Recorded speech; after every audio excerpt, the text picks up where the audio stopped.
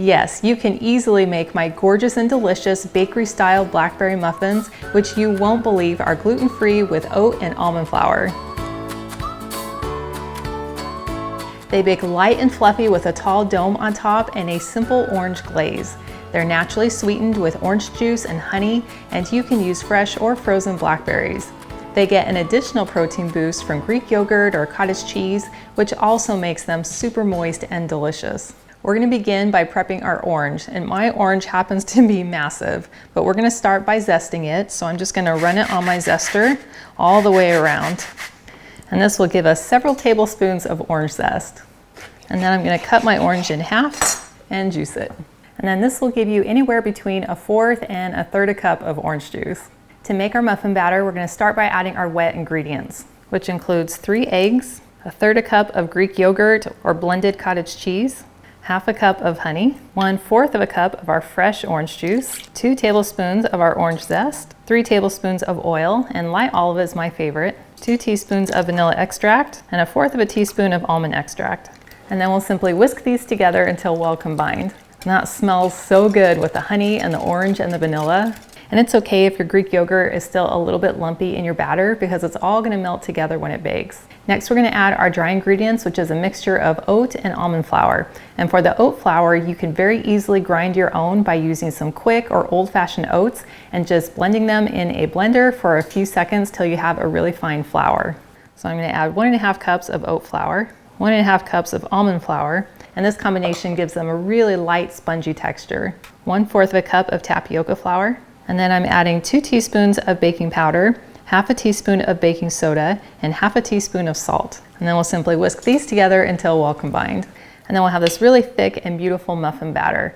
And to help these muffins bake even lighter, we want to let our batter rest for about 5 minutes, which is the perfect amount of time to get our blackberries ready. For the blackberries, you could use fresh or frozen. So I'm just going to spread 1 1/4 cup of these frozen blackberries onto my cutting board. And then I'm just going to very carefully chop them down into about 1/3 or 4s, just so I have a little more bite-sized berry pieces.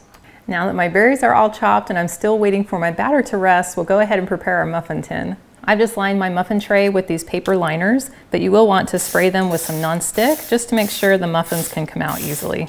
And then we can set this aside. Well, now our batter has rested for 5 minutes, and you can see how it's just gotten extra light and spongy. Now I'm going to add in almost all of my blackberries because I want to save about 1/4 of them to garnish the top of the muffins. Now I'll just simply fold these in. That color is so beautiful. And I love that as you stir them, you do get a few little purple streaks running through the batter. And then I'll just use my 1/3 cup batter scoop to scoop it right into my muffin cups.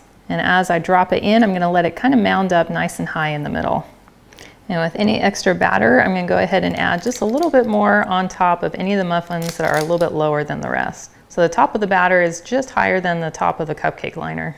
Now I'm going to take the extra blackberries and then just push them into the top of the muffins towards the center.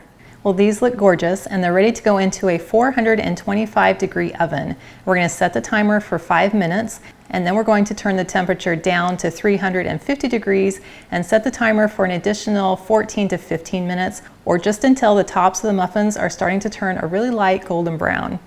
Well, here's my muffins after they've been baked and allowed to cool on my counter, and they look absolutely gorgeous. These blackberries on top are so beautiful, and I love the nice round dome shape. Now, of course, you could enjoy them as is, or you can add this really simple orange glaze. I really like using powdered cane sugar, but I do find that it can be a little bit clumpy. So I'm going to add 1/2 cup of this powdered cane sugar to a little sifter or a little sieve, and then I'm just going to shake it down into the bowl. So I find it's much easier to break down these little clumps now and not when I'm trying to stir the glaze. And then I'm going to add 3 teaspoons of our freshly squeezed orange juice. Now I'll mix these together with my little mini whisk. And then you can add a little more juice or powdered sugar if needed to get it to this nice little pourable consistency. And then I'll just take a spoon and drizzle it right on top. And then I'm doing this over my tray so that I can catch any drips. And then I think it's really beautiful to add a little bit more of our orange zest on top of the muffin. It really stands out against that glaze and just gives a really gorgeous indicator of what flavor these muffins are. You can allow these to rest on your counter or in your fridge until the glaze sets, or you can enjoy them right away. I like that idea. That is delicious.